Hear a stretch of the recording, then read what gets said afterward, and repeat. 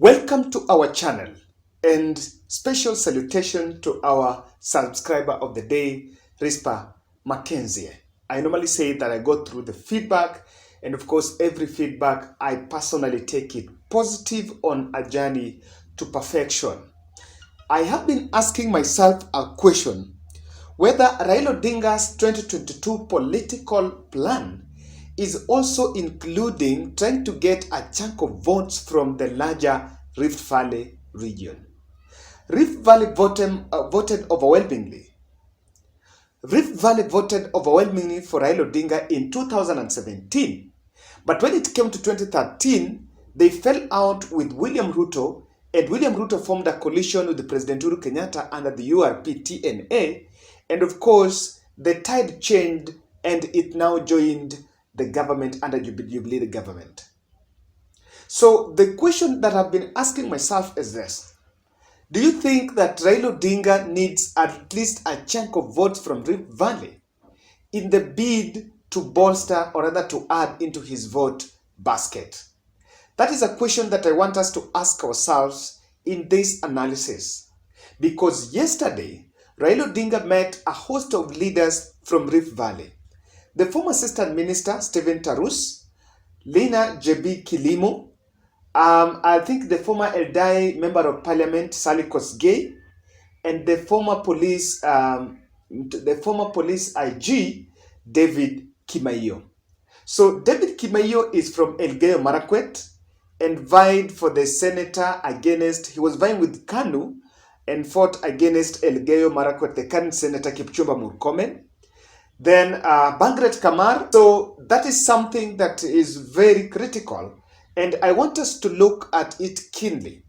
What can Raila Odinga do at least to get a chunk of votes from Rift Valley? If you're new to this channel, take a second kindly and subscribe. Also make sure you like our videos, because when you like this video, YouTube is going to boost and is going to suggest our videos to as many people as possible. More importantly, also get to our comment section and give us your feedback. Whether Raila Odinga can also target to get a chunk of votes from Rift Valley. What could be the strategy? But just before we go there, I want us to just look at something very small about Raila Odinga's campaigns lately. They are being managed under the Azimio la Umoja Secretariat.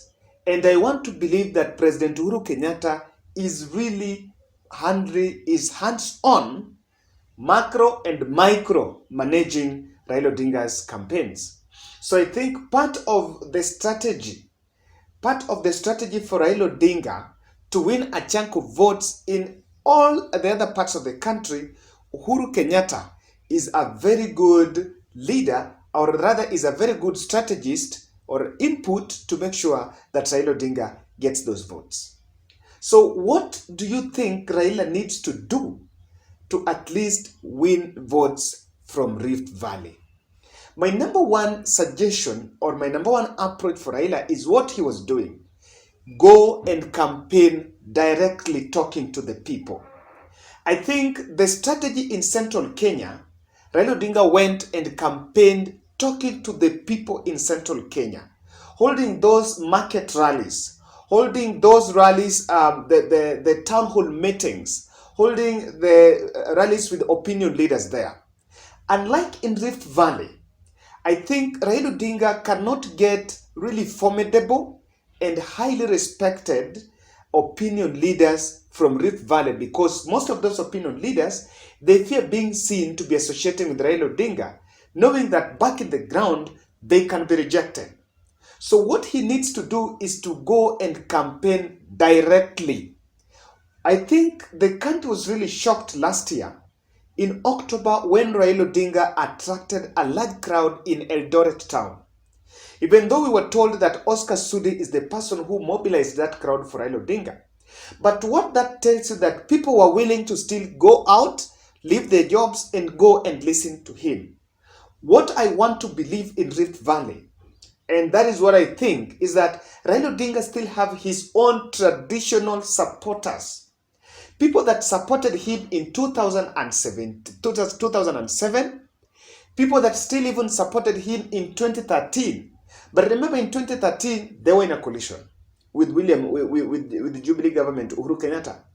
But now, I think if he goes back to try to talk to people at the grassroots level, he can really get a chunk of some votes. This is going to work because there are also people in Rift Valley that feel that despite the fact that William Ruto has been a deputy president for the last 10 years, there's still nothing to show in terms of development. And they will be willing to vote in a new blood, at least someone who is not from that place, someone who can go back and appreciate. And I want to believe this, that if Rift Valley votes for Raila Odinga, then Raila will really have to give back the hand by making sure that a lot of development projects are taken to that place. Secondly, Raila Odinga must target non-Kalenjins that are staying in Rift Valley. For example, let's look at Nakuru. Nakuru is a metropolitan town that all the tribes are staying there, be it Kikuyu, Kalenjin, Luo, Kisis, and the rest. Now, in this election of 2022, one thing that is going to happen is that I think Kenyans are not scared, and no one is feeling like there can be violence. So whatever this issue of people moving from Rift Valley to going back to the villages because they fear that violence could break, I think it's not going to be experienced. So there non-Kalenjins that stay in Rift Valley are spoiled for choices. They still, as much as many of them, because they stay with the Kalenjin, so there is a high possibility that they are being advised that vote for our own. But if Raila Odinga goes and talks to them directly, for example, this time round I have seen Raila Odinga is having President Uhuru Kenyatta on board. He's getting some other leaders. He's getting the Mount Kenya leaders to go and talk to Central Kenya residents, so Central Kenya voters in Rift Valley. They can really be lured, and even though he cannot get a very convincing number, but at least it's going to add something into his vote basket. That is another strategy that I think can work for Raila Odinga. Now, another thing, my third goal, or rather my third strategy for Raila Odinga is to make sure that he works with the traditional leaders that have ever supported him and are seeking elective positions.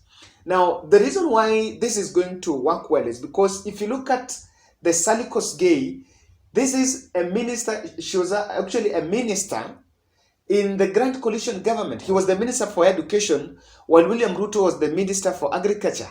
And they swapped. When Ruto went to higher education, then she went to the agriculture. What this means is that these traditional leaders, that you can rejuvenate them. And now he can try to bring what is called as maybe Kalenjin consciousness. So that if you listen to Stephen Tarus, there is this trending clip of someone saying that walipewa kazi don't kusimamia agriculture. Walikula. What that tells you is that even in Rift Valley, there are still people that can still go. Yes, they are not vibrant as of now. Margaret Kamar is not vibrant. Salikos Gay, I saw Oscar Sudi calling them rejects. But despite the fact that they are rejects, but within their areas of jurisdiction, they still have some little influence. So if Raila Odinga targets this group really well, then I think he can also get a substantive number of votes from Rift Valley. Lastly is what I saw is what is called the county zoning. Now, Rift Valley Raila Odinga have actually pointed out 4 counties that I think he can really invest his energy and his campaigns, and it can pay off. One of those counties are Narok, Kajiado, and Turkana. Narok, Turkana, Elgeyo Marakwet, and West Pokot. I think also Kajiado is also in that mix. So in Narok, he has point leaders. He has Olekina, the senator, In West Pokot, he's trying to quote Lonyangapuo, who has his own party, and that party can join Azimio la Umoja. In Elgeyo Marakwet, he have Alex Tolgos, who is a second-term governor. I think in my video I once mentioned that he's a first-term. He's a second-term governor.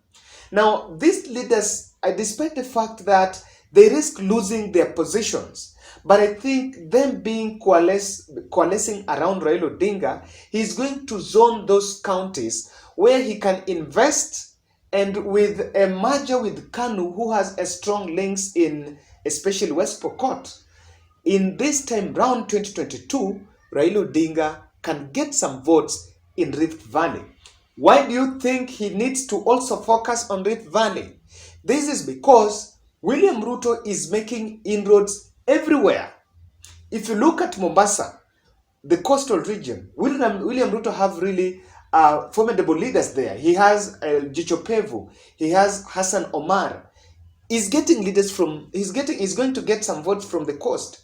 William Ruto is not really, after getting Western leaders on board, you cannot underestimate the presence of Musalia Mudavadi and Ford Kenya in that new alliance. Or just like William Ruto is also invading any other place, I think Raila Odinga should not just let or slumber on the larger Rift Valley vote.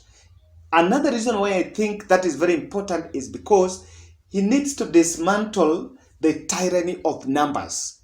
If Rift Valley votes to the last man, to Raila Odinga, and Central Kenya votes to the last man, not to the Raila Odinga, if Rift Valley votes the last man, to William Ruto, the same to getting a big percentage from Central Kenya, then we are going to see the rebirth of tyranny of numbers.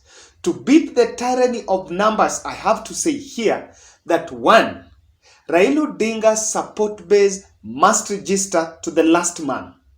And on the voting day, Raila Odinga's support base must come out and vote to the last man. And voting to the last man and making sure that that basket is sealed for Raila Amolo Odinga. Otherwise, we are also going to see the reincarnation of the tyranny of numbers. I have seen people argue here, and I want you to ask yourself, how deep is deep state? And do you think that William Ruto can win at the ballot box and the deep state announces Raila Odinga as the president? And if that theory is there, do you think that is something that Raila Odinga should bank on? You know, but I think just by talking about it, the fact that there are some people that have already created this narrative that whatever happens, I was talking to some group of young people, we were just doing some peer campaigns, some like peer campaigns where you just walk and meet people and do some, do politics. They believe that, you know what, this time round, Raila has the goodwill, Raila has the deep state, so Raila will win. Guys, I think, yes, I don't know how deep is deep state, but what I know is that it reaches a point where you can be drowning without an option of dying.